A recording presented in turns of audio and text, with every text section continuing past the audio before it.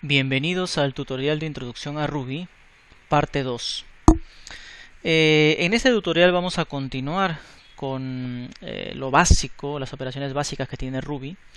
En la primera parte vimos un poco acerca de cómo se podían ejecutar los archivos de Ruby, algunas operaciones básicas, hablamos de los tipos de datos, algunos operadores de comparación, conversiones y operadores lógicos, y terminamos con lo que era condicionales y el uso de case.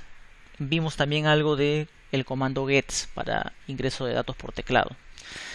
En esta parte vamos a ir un poco más a detalle en lo que son métodos, lo que son tipos de variables en Ruby, bucles y un repaso de lo que son los arrays o arreglos. Entonces, ya habíamos visto que en Ruby podemos utilizar algunos editores. Estamos utilizando Sublime Text, que es un editor muy amigable. Y vamos a empezar viendo lo que son métodos. Vamos a crear un nuevo archivo y lo vamos a guardar como. Habíamos creado aquí una carpeta en nuestro escritorio que se llamaba Ruby. Y vamos a guardar este archivo como 5 métodos.rb.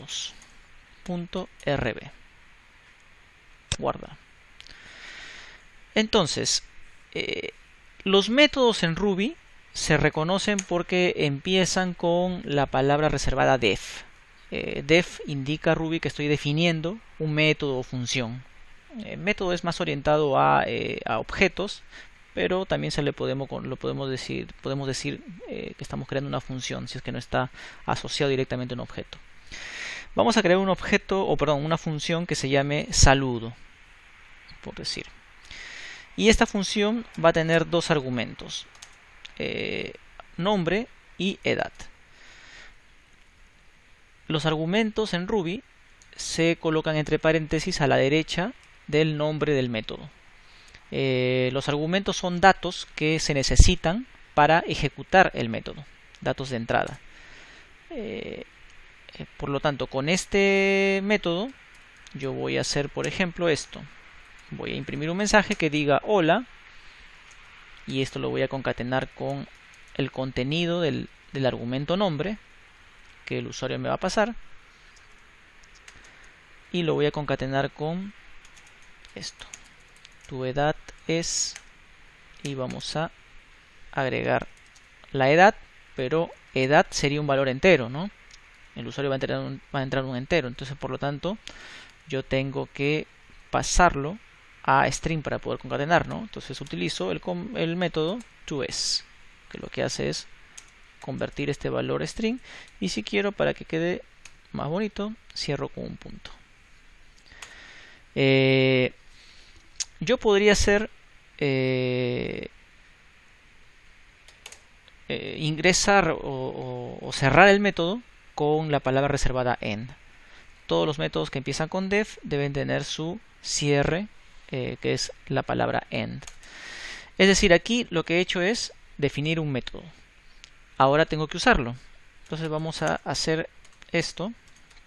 Vamos a imprimir primera llamada al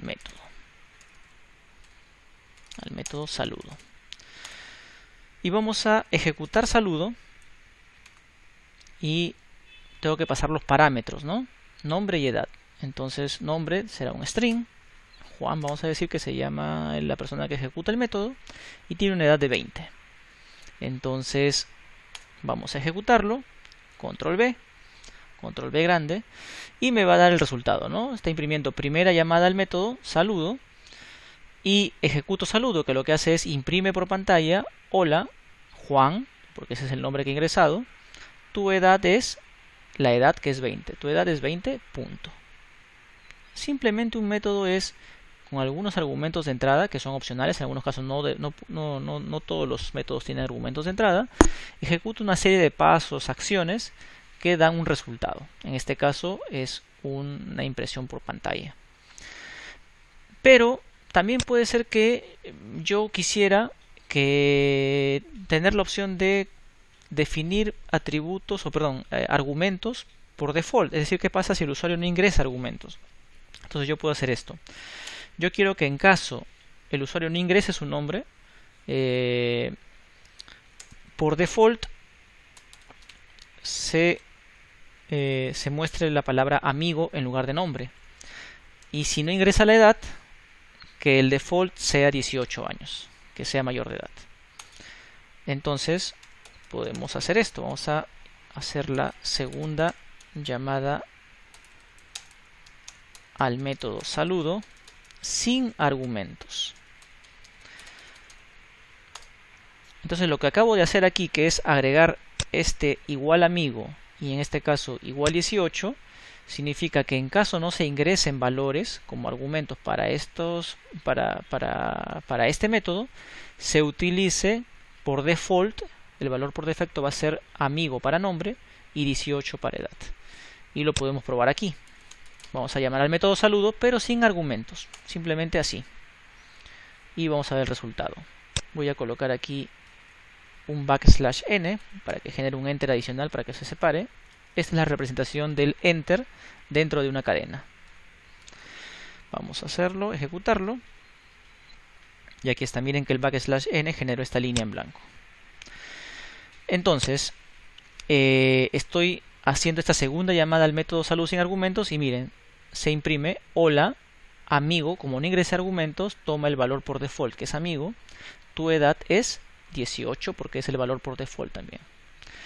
Entonces los métodos empiezan con la palabra def, cierran con la palabra en, viene el nombre del método y vienen los argumentos que pueden tener un valor por default en caso el usuario no los ingrese. Y eso es lo relacionado a métodos. Vamos a ver ahora un poco de lo que son las variables en Ruby, los tipos de variables. Vamos a crear aquí un nuevo archivo y lo vamos a guardar como 6 subrayado variables.rb. Acuérdense siempre de la extensión .rb. Vamos a guardar y vamos a dejar aquí un mensaje: tipos de variables constantes. Cuando yo ejecuto un programa, lo que no esté dentro de un método o no esté dentro de una clase se le llama el programa principal o main.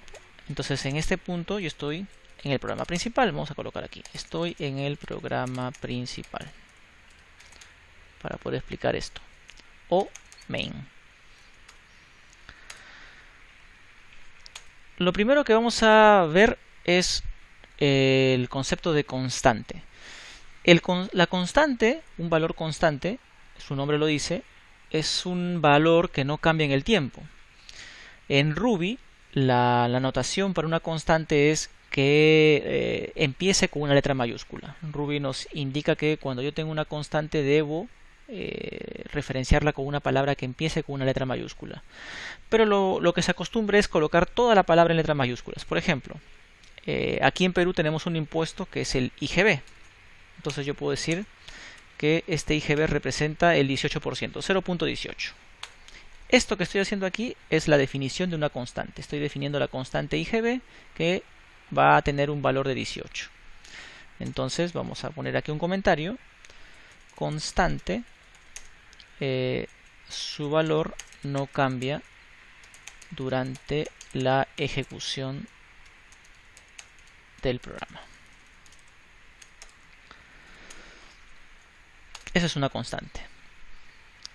Ahora vamos a crear un método, y cuando creo un método ya salgo del programa principal, estoy entrando a un método. Vamos a decir calcular precio, y esto va a tener un argumento de entrada que le vamos a llamar precio bruto. A este precio bruto le vamos a agregar este impuesto que es el IGB. Vamos a definir una nueva variable que se va a llamar impuesto, que es igual al precio bruto por el impuesto, el IGB. ¿Okay? Esta variable que acabo de crear, impuesto, se le conoce como variable local. La variable local es una variable que solo es válida dentro del ámbito donde la creé. En este caso, ¿dónde me encuentro? Me encuentro dentro del método calcular precio. Por lo tanto, esta variable que estoy creando solo se conoce dentro del método. Cuando yo termine el método, cuando cierre el método, impuesto ya no existe. ¿Ok? Entonces vamos a hacer algo más. Vamos a crear una variable nueva que se va a llamar final, que lo que va a hacer es sumar el precio bruto más el resultado de impuesto. Este final también, esta variable final que acabo de crear, es otra variable local, porque la acabo de crear dentro del método calcular precio. ¿Estamos? Y por último, yo quiero retornar, es decir, devolver el resultado de final. Entonces yo puedo hacer esto, return final. Lo que hace esto es, como resultado del método, está devolviendo el contenido de la variable final. Si yo quiero probarlo, voy a hacer esto, calcular precio, y voy a ingresar, por ejemplo, un precio de 100. Ejecuto. Miren que se imprime ese texto. Estoy en el programa principal o main. Se define la constante y lo que pasa aquí es que estoy llamando a este método calcular precio con un argumento de 100. Este argumento pasa al método, se calcula en impuesto, se multiplica por la constante que es 0,18, eso da 18 y creo una nueva variable local que se llama final, que multiplica estos 100 por 18, que es el resultado de impuesto, me da 118. Y por último, retorno el valor de final. Aquí, antes de seguir, quiero explicar algo. Este return es la forma adecuada de devolver un valor como resultado del método. Si yo tuviera aquí otra línea, por ejemplo, que diga puts hola y ejecuto esto, esta línea no se ejecuta. ¿Por qué? Porque si llego a este punto del retorno, simplemente estoy devolviendo el valor final y lo que venga después ya no se ejecuta. Entonces return, además de devolver un valor, también cierra el método, corta el método. Así que esto está de más. Pero también hay una cosa adicional aquí. Este return en realidad está de más. Y les voy a explicar, voy a comentarlo, miren. Es decir, como si no existiera. Voy a volver a ejecutar. Y miren que también funciona. ¿Por qué? Porque una característica de los métodos en Ruby es que la última línea, el resultado de lo último que ejecute dentro del método, siempre se devuelve. Si ya no hay nada más. Entonces en este caso estoy calculando impuesto. Luego calculo esta variable local final. Este cálculo que estoy haciendo aquí, al ser el último cálculo, obtiene un valor y ese valor ya se devuelve. Entonces este de aquí, este return está de más. Lo voy a retirar porque simplemente sirvió para explicar qué significaba return. Entonces estoy devolviendo el resultado de final. Pero ¿qué pasa, por ejemplo, si yo quiero imprimir impuesto? Aquí, fuera del método. Vamos a ejecutarlo. Me va a dar error. No conoce a la variable local impuesto en el programa main, fuera del método. A eso me refería. ¿Por qué? Porque final se creó dentro del método y por lo tanto cuando el método acaba ya no existe final. Perdón, ya no existe impuesto. Lo mismo para final. Voy a quitar aquí impuesto y voy a colocar final. Quiero imprimir final. Tampoco, no lo conoce. Lo mismo, final. No lo conoce en el programa main. Por eso se le conoce como variable local. Solo es válida dentro de su ámbito. En este caso, el método calcular precio. Así que vamos a colocar aquí un comentario. Esto genera error pues final es variable local del método. Si yo quiero que una variable se conozca fuera del método, lo que necesitamos es una variable global. Entonces vamos a hacer esto. Por ejemplo, vamos a colocar aquí, yo quiero una variable, acá vamos a hacerlo, una variable saludo para saludo. Las variables globales se identifican en Ruby agregándole el símbolo de dólar. El símbolo de dólar indica a Ruby que estoy creando una variable global, es decir, una variable que se puede manipular en cualquier lugar del programa. Entonces, pero para que sea válido esto tengo que asignar la variable. Le voy a asignar el valor de hola. En este caso, si yo hago esto, puts saludo, símbolo de dólar saludo, y ejecuto, miren que ya no da error. A pesar de que se creó saludo dentro del método calcular el precio, como tiene el indicador de que es global, sí se conoce fuera del método. ¿Ok? Y esta que se imprime aquí. Esa es la diferencia entre una variable global y variable local. Vamos a colocar aquí saludo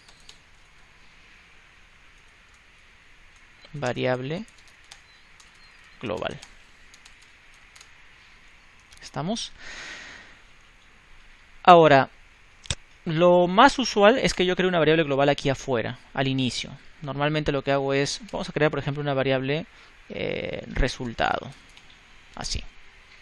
Y este variable resultado va a tener aquí una cadena que va a decir precio final es tanto, vacío. Estoy creando una variable global de tipo string, ¿ok? Y vamos a utilizar la variable global dentro del método. Vamos a hacer que resultado sea igual a resultado concatenado con el valor del precio final que está almacenado en esta variable que es de tipo float, ¿no? Entonces lo que tendría que hacer es concatenar final, pero para concatenar necesito que esto se convierta a string. Entonces lo convierto a string y ya lo puedo concatenar con la cadena resultado, que es precio final es. Y como esta es la última línea del método, es lo que me va a devolver. Ahora ya no devuelve un float, va a devolver un string. Pero antes de seguir con esto, esta forma de asignar un valor, que es a la variable actual, le sumo un valor y lo asigno a la misma variable actual, lo puedo simplificar haciendo el uso de este operador, más igual. Este operador es un acumulador, es decir, a la variable resultado, que ya tiene un valor, agrégale esto y vuélvelo a guardar en la variable resultado. Eso significa. Entonces, vamos a ejecutar esto otra vez. Y aquí está. Se está imprimiendo. Estoy en el programa principal que estaba arriba. Viene a calcular el precio. Ahora el resultado es un string, que lo que hace es precio final es, y le agrega el valor del precio final, 118. Y acuérdense que yo mandé a imprimir saludo. Pero a diferencia del caso anterior, la variable global resultado se modifica en el método, pero sigue existiendo. Entonces yo puedo volver a mandar a imprimir resultado. Vamos a probarlo, porque es una variable global. Ejecuto, y aquí está otra vez. Porque es una variable que siempre va a existir. Por eso se llama global. Se recomienda no hacer uso de variables globales a menos que sea muy necesario. Es decir, si yo tengo una variable que necesito consultar y que podría recibir modificaciones en cualquier lugar del programa, se podría hacer. Pero no es recomendable porque es difícil de mantener. A veces se le puede dar un uso que no está previsto y genera problemas de mantenimiento en los programas. Entonces hay que tener cuidado con las variables globales. Lo mejor es utilizar siempre variables globales y paso de argumentos entre métodos. Vamos a revisar ahora algunos tipos de bucles en Ruby. Vamos a crear un nuevo archivo y lo vamos a guardar como 7 bucles.rb. Los bucles son bloques repetitivos de acciones.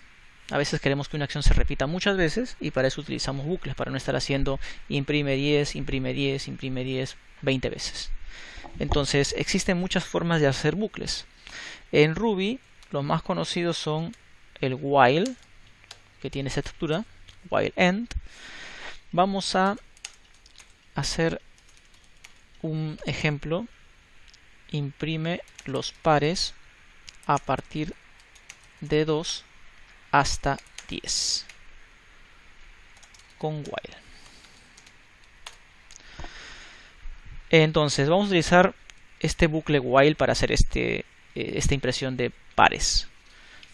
Vamos a empezar con definiendo una variable i que empieza con valor 0, y aquí vamos a hacer el famoso while y le vamos a decir mientras i sea menor a 10 ejecuta esto.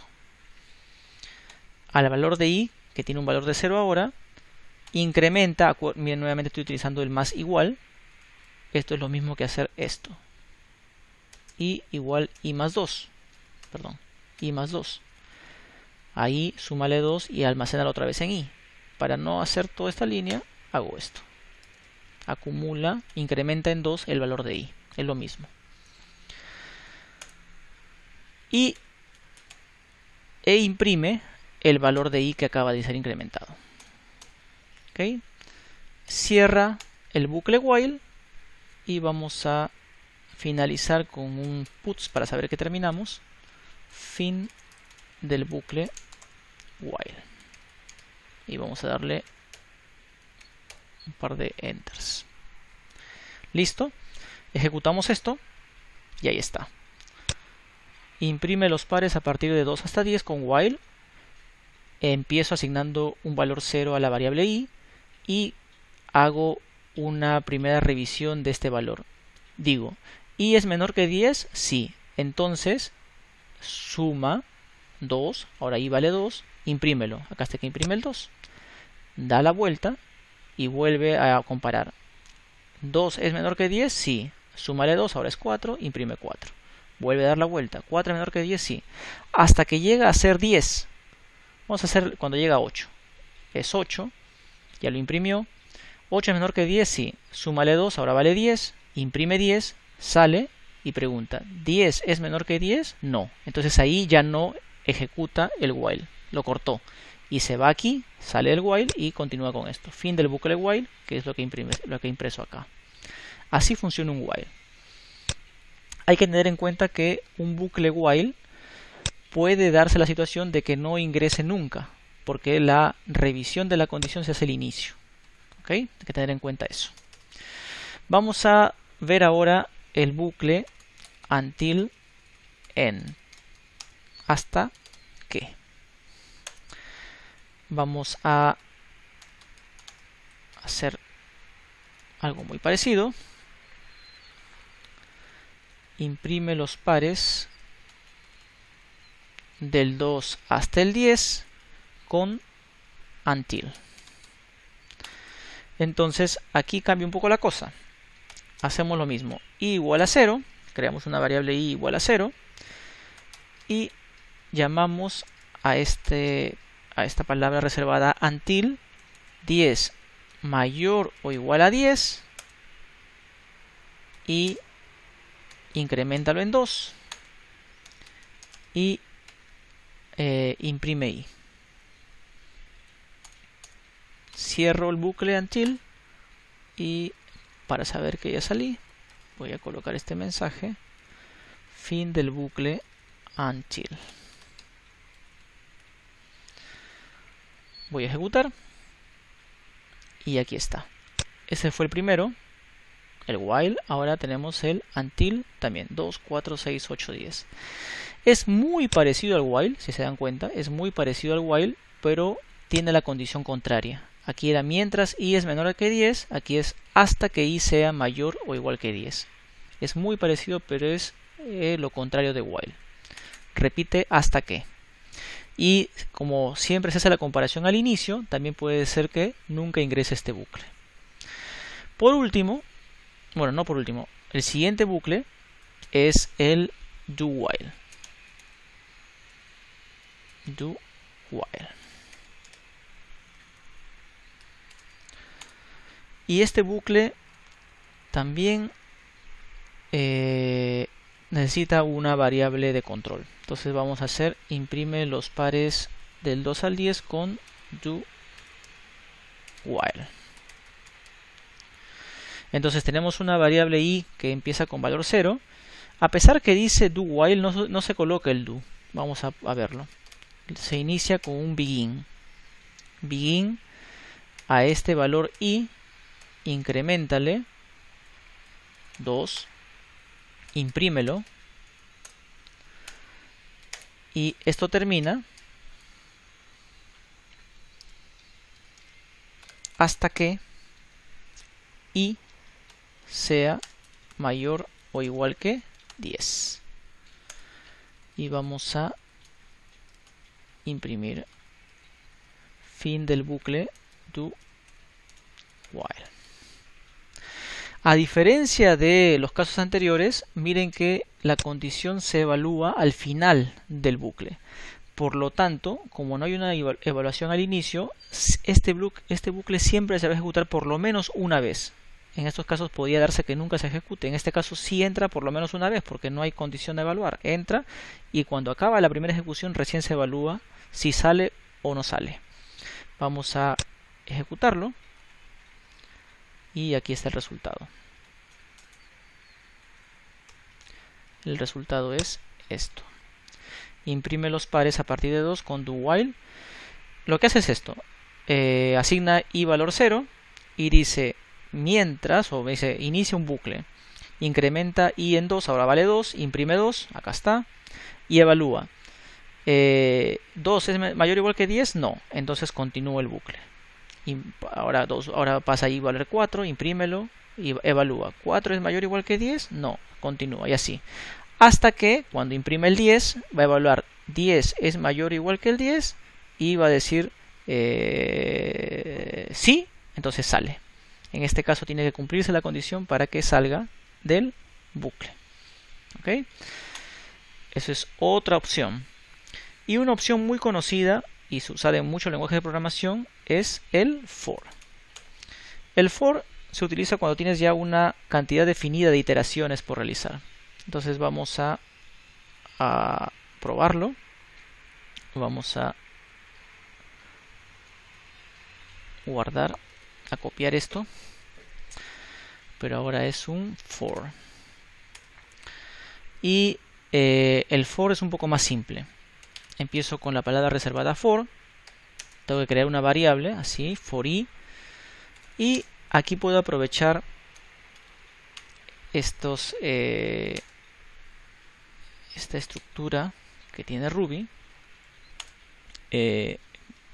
Vamos a poner acá. Vamos a hacer, por ejemplo, que del 1 al 5, entonces como yo quiero los pares, lo multiplico todo por 2.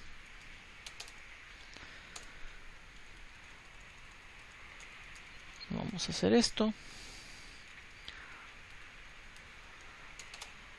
Listo. Entonces lo que yo tengo aquí para este for es, le estoy diciendo a Ruby de que voy a crear una variable i que va a ir desde 1 hasta 5. Ya estoy definiendo aquí cuál es el rango de valores que va a tomar i. Es decir, i empieza con 1, ejecuta algo con este valor 1, luego viene, ahora vale 2, ejecuta algo con esto, vale 3 y así hasta que llega a 5, se ejecuta y sale. Ya está bien definida cuál es la cantidad de iteraciones que va a realizar este bucle. Entonces, este rango que está aquí define las vueltas que va a dar el bucle. Vamos a ejecutarlo y aquí está el resultado. Imprime los pares de 2 hasta 10 con for. La primera vez i vale 1, viene aquí, imprime 1 por 2, 2. Sale, va a la segunda iteración, ahora vale 2, 2 por 2, 4 y así. Cuando llega a 5, imprime 5 por 2, 10 y como ya cumplió con sus 5 iteraciones que estaban programadas, cierra, sale del for y imprime lo que continúa, que es fin del bucle for. For es una de las estructuras más usadas en Ruby y bueno, en muchos lenguajes de programación. Para cerrar este pequeño tutorial, vamos a revisar lo que son arrays o arreglos, que es una estructura muy utilizada también. Vamos a crear aquí un nuevo archivo y vamos a guardarlo como 8 arrays.rb. Acuérdense siempre que tiene que ser rb. Entonces, los arrays son colecciones de objetos que se guardan secuencialmente. En Ruby, los arrays pueden contener objetos de distintos tipos. Puede ser cualquier tipo de objeto. Por ejemplo, vamos a probarlo con diversos tipos de elementos. Voy a crear, ¿cómo se crea un array? Se coloca el nombre del array, voy a llamarle por ejemplo arreglo variado, igual, y abro y cierro corchetes. Lo que esté dentro de los corchetes es el contenido del array, que debe estar separado por comas. Entonces, por ejemplo, yo voy a crear un array que tiene un string como primer elemento, coma, un entero que es el 3, un float que es 5.1. Vamos a suponer que otro elemento del array es otro array.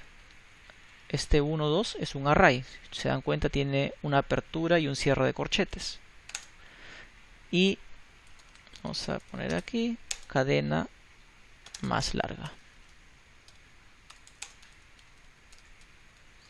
Miren cuántos elementos hay. 1, 2, 3. Este es un elemento solo. 4, 5. Este es un array de 5 elementos. Pero también yo podría tener un array de un solo tipo. Por ejemplo, solo con enteros, por decir. Vamos a hacer aquí arreglo enteros. Y vamos a hacer esto.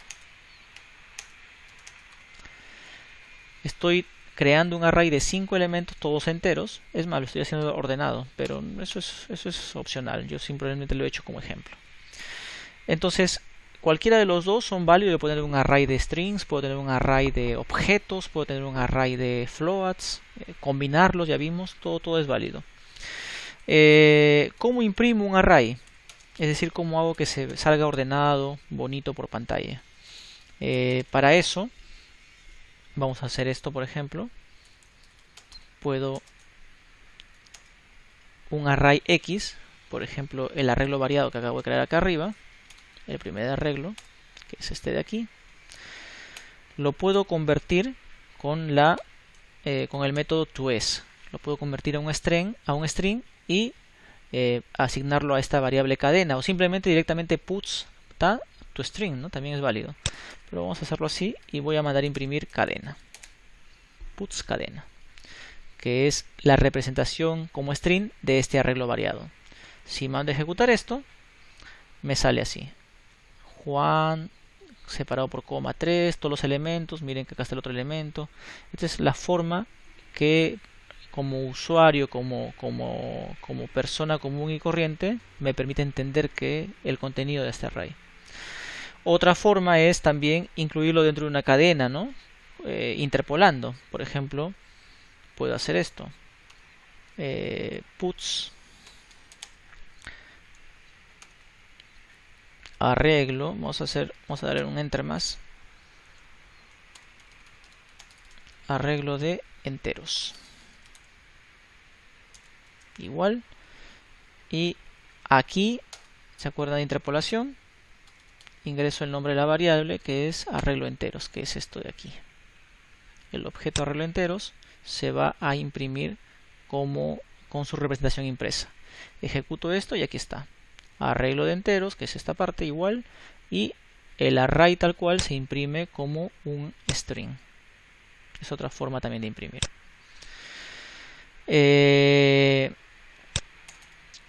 Ahora, si yo quiero imprimir cada elemento del array o hacer algo con cada elemento del array, yo puedo usar each, que es otra forma de recorrer el array para no utilizar un for, que es muy utilizado en Ruby. Hay que aprender bastante el uso de each porque se utiliza mucho. Vamos a hacer esto. Uso de each para recorrer un array. Cuando uso each, lo que tengo que hacer es Vamos a colocar aquí puts. Vamos a hacer un enter. Resultado de each. Y vamos a colocar el arreglo de enteros, por ejemplo, y vamos a llamar al método each. El método each no es exclusivo de los arrays, por si acaso. El método each se puede aplicar a cualquier tipo de colección en Ruby. Una de las colecciones son los arrays. Otro tipo de colección en Ruby, que no vamos a tocarlo en este tutorial, pero también queda para que investiguen, son los hashes. Los hashes también son colecciones y por lo tanto también tienen este método each. Each, su nomenclatura de esta forma. Llamo al objeto, en este caso arreglo enteros, llamo a su método each e inicio un bucle con do, y a cada elemento de este array, arreglo enteros, le voy a colocar un alias. Entonces, por ejemplo, yo puedo decir a cada elemento le voy a llamar elemento, de tal forma que dentro del each, dentro de las acciones que va a ejecutar, yo puedo decir, por ejemplo, esto, puts elemento, dos puntos, y voy a imprimir. Acuérdense que tengo que interpolar, ¿no? Imprime elemento. Otra línea más, puedo poner triple, y vamos a hacer esto. Voy a hacer elemento por 3. Estoy multiplicando ese elemento por 3. Y para cerrar, para que se vea de alguna forma elegante, vamos a colocarle ahí unos guiones de subrayado, o guiones normales mejor. Listo. Para cerrar el each, el do, each do, tengo que cerrar con un end. Esta es la estructura each. Simplemente coloco el nombre del objeto array, arreglo enteros, llamo al método each con punto each, do, y le coloco un alias a cada elemento de este array. Y con ese alias yo puedo hacer operaciones, mandar a imprimir, qué sé yo, lo que necesite. Vamos a ejecutarlo y ahí está el resultado. Empieza con el primer elemento, elemento 1, su triple es 3, doble línea. Elemento 2, triple es 6, doble línea, y así. Hasta que llegue el elemento 5, imprime 15. Esta es la forma de usar each. ¿Puedo utilizar un for para recorrer un array? Claro, también se puede. Vamos a hacerlo. Pero acuérdense que más se utiliza each. Uso de for para recorrer un array. Entonces vamos a copiar aquí esto.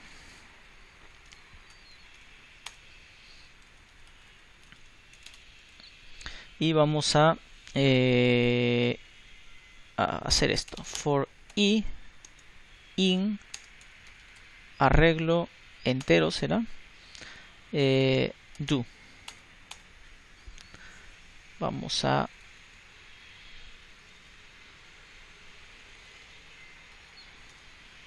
hacer algo parecido, pero acá ya no es elemento, ahora sería i. Y acá sería i, pero vamos a hacerlo ahora por 2, queremos el doble.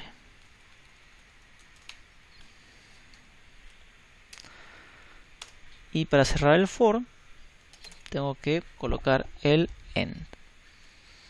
Y ejecuto. Y aquí está el for. Empieza con 1, el doble es 2, línea a línea. Elemento 2, doble 4, guión guión, y así, hasta que llega a 5 y listo. Es muy parecido. También es válido. Esos son los métodos para recorrer un array. Ahora vamos a hacer algunas operaciones con el array. Ya vimos que tenemos un array que se llama arreglo enteros, que va del 1 al 5. Vamos a utilizar ese array para algunas operaciones. ¿Cómo yo puedo referenciar solo un elemento del array? ¿Cómo puedo pedir que me imprima un elemento de array, por ejemplo? Entonces tengo que hacer esto. Vamos a hacer esto. primer elemento del array. En este caso es importante acordarse que todo array tiene un índice. Entonces, por ejemplo, este array que vemos aquí, arreglo de enteros, el primer elemento, que es este 1, en realidad es el índice 0. Todos los arrays empiezan con el índice 0. Entonces este es el índice 0, el índice 1, índice 2 y así. Este es el índice 0, el primer elemento es el índice 0, el segundo elemento es el índice 1 y así. Entonces, cuando yo quiero imprimir un array, cuando yo quiero referenciar el primer elemento, tengo que colocar aquí, coloco, puedo aquí utilizar interpolación, arreglo enteros, el valor 0, el valor que está en la posición 0, ejecuto esto y aquí está el resultado. El primer elemento que está en la posición 0 tiene un valor de 1. ¿Qué pasa si yo quiero el segundo elemento, el tercer elemento? El tercer elemento está en la posición 2. Como empieza en 0, el tercer elemento está en la posición 2. Ejecuto y aquí está el resultado. El resultado es el valor 3, que está en la tercera posición. ¿Qué pasa si yo pido el elemento que está en la posición menos 1? ¿Qué creen que suceda? Vamos a ejecutar. Me trae el valor 5. ¿Por qué? Porque para Ruby la posición menos 1 de un array es la última posición. Entonces si vamos aquí al array, esta es la posición 0, 1, 2, 3, 4. En sentido contrario, desde atrás hacia adelante es menos 1, menos 2, menos 3, menos 4, menos 5 y lo que hubiera. Así es como puedo referenciar un array de esta forma. Tengo otras opciones también. Por ejemplo, puedo hacer esto. Puts. Vamos a hacer elemento final. Y para eso puedo llamar, voy a interpolar aquí, arreglo enteros, punto last. Esa es otra opción. Si ejecuto esto, el elemento final es 5, es el último elemento. Y así como tengo un last, también tengo un first, que es el primero. Entonces aquí en lugar de last sería first, y este es el elemento inicial. Si ejecuto esto, aquí está. También son métodos que me permiten referenciar el último o el primer elemento de un array. ¿Qué pasa si yo quiero retirar un elemento del array? Para eso tengo un método que se llama pop. Pero pop lo que hace es retira el último elemento del array. Si tenemos este array, arreglo enteros, que va del 1 al 5, el último elemento sería este 5. Vamos a probarlo. Ese entero que voy a retirar lo voy a guardar en una variable. Entero retirado le voy a poner. Entonces voy a llamar a arreglo enteros y voy a llamar al método pop. Lo que hace este método es retirar un elemento. Como me devuelve ese elemento que está retirando, lo estoy guardando en esta variable entero retirado. Y vamos a imprimir para ver cómo queda. Puts entero, acá falta n. Vamos a colocar 2 veces n para que se separe un poco más. Entero retirado, vamos a colocar acá, interpolar la variable entero retirado, pero también quiero que me imprima el array que queda. Entonces vamos a ver acá, arreglo enteros. Y voy a imprimir arreglo enteros. Ejecuto esto y miren, retiró el 5 y ahora mi array ya no va del 1 al 5, sino va hacia el 4. ¿Por qué? Porque he retirado el último elemento. Ahí está. Ahora, así como puedo retirar el último, también puedo agregar un elemento al final. Entonces, para eso puedo utilizar el método push. Lo que hace push es agregar un elemento al final de la array. A lo que ya tengo, le agrego un elemento. Entonces, vamos a hacer esto. Arreglo enteros, punto push, y voy a volver a agregar ese 5 que retiré. Agrega 5 al array de enteros. Vamos a imprimirlo. Vamos a ver cómo queda ahora el array. Y ahí está. Acabo de agregarle otra vez el 5. Además de push hay otro método para agregar elementos, que es el método menor menor. Con este método yo agrego un elemento al array y vamos a probarlo. Arreglo enteros, agrega el valor de 6, vamos a llevarlo hasta 6 y vamos a imprimir nuevamente el array, a ver cómo queda. Y ahora está. Acabo de agregar este elemento con esta orden. Es otra forma de agregar elementos al array. Pero ¿qué pasa si yo no quiero eliminar el último elemento del array con pop, sino quiero eliminar un elemento que está en una posición X? Entonces para eso utilizo el método delete guión de subrayado at de borra en la posición tanto. Entonces, por ejemplo, arreglo enteros punto delete at y vamos a colocar aquí la posición que quiero eliminar. Si esta es la posición 0, 1, 2, 3, 4, 5. Vamos a suponer que quiero eliminar la posición 4. Voy a eliminar esta posición, delete at 4 y vamos a volver a imprimir el array. A ver qué sucedió. Uy. Ahí está. Ahí se dan cuenta, acabo de eliminar el valor 5. ¿Okay? Pero también puede suceder de que yo quiero, vamos a hacer esto, quiero eliminar un valor, es decir, no me interesa dónde esté, quiero eliminar ese valor. Entonces para eso tengo el método delete, así ya no es delete at, sino solo delete. Entonces, por ejemplo, si yo hago arreglo enteros punto delete y quiero eliminar el valor 3, en este caso no estoy eliminando el que está en la posición 3, sino el número 3 quiero eliminar, el número 3.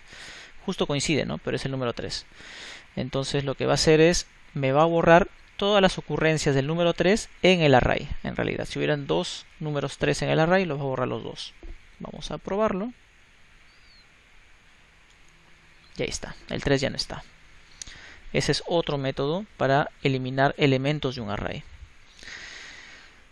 Y así como tengo un método para agregar elementos al final, también tengo un método para agregar elementos al inicio del array, que se llama unshift, así como está aquí. Entonces vamos a probarlo. A arreglo enteros, le voy a agregar al inicio del array el elemento, quiero que le agregue los que borré. Vamos a borrar, vamos a agregar el 5 primero. Vamos a imprimir el array para que vean cómo se va viendo. Y han visto, el 5 se agregó al inicio. Y lo demás se mantiene. 1, 2, 4, 6. Vamos a volver a agregar. Vamos a copiar esto. Vamos a agregar el número que nos falta, 3. Quiero agregar un 3 al inicio. Ejecuto y ahora está el 3 al inicio. El array ha crecido. Entonces esos son métodos que también tengo. Y por último vamos a ver ordenamiento. Si se dan cuenta, el array quedó desordenado, tanto que quité y agregué cosas, quedó desordenado. Entonces vamos a aprovechar para ver ordenamiento de arrays. Para ordenar un array tengo el método sort. Entonces vamos a hacer esto. Voy a crear un nuevo arreglo que se va a llamar así, arreglo ordenado, que va a recibir el resultado de aplicarle al arreglo de enteros que está desordenado el método sort. ¿Ok? Y el método sort lo que hace es ordena este array, pero no lo modifica. El array original se mantiene. El resultado lo estoy pasando, el array ordenado lo estoy pasando a este array que se llama arreglo ordenado. Entonces, vamos a ver cómo queda el resultado. Vamos a imprimir ambos arrays. Vamos a imprimir arreglo enteros y arreglo ordenado. Entonces, según los que les comenté, el arreglo de enteros se va a mantener desordenado y va a haber un nuevo array que es el arreglo ordenado que va a estar ordenado. Vamos a ejecutar y aquí está, ¿no? El arreglo de enteros, si se dan cuenta, sigue desordenado, no se modificó, pero el nuevo array al cual se le aplicó después de aplicar el método sort, ahora sí está ordenado. Bueno, solo para terminar, a este arreglo, este método sort tiene una variante que es el método sort con este símbolo de admiración. Cada vez que hay un método que termine en un símbolo de admiración es un warning, es oye, con cuidado, ten cuidado con este método porque modifica el array original. Entonces vamos a hacerlo. Al arreglo de enteros, que está desordenado, miren cómo está, 3, 5, 1, 2, le vamos a aplicar el método sort con el signo de admiración. Y luego vamos a imprimirlo. Le vamos a poner aquí un \n para separarlo y ejecutamos. Miren que ahora ya se ordenó. El arreglo de enteros que antes no se tocaba, ahora se ordenó. ¿Por qué? Porque el método sort con el símbolo de admiración al final indica que el array original al cual estoy aplicando el método va a ser modificado por este método, a diferencia de este caso que no lo modificaba. Esa es una característica también de Ruby. Cuando vean métodos que terminan en signo de admiración, Ruby está avisando de que puede modificar el valor original del objeto al cual están aplicando el método. Bueno, hasta aquí es esta segunda parte de este tutorial. Espero que les sea de utilidad y será hasta la próxima. Nos vemos.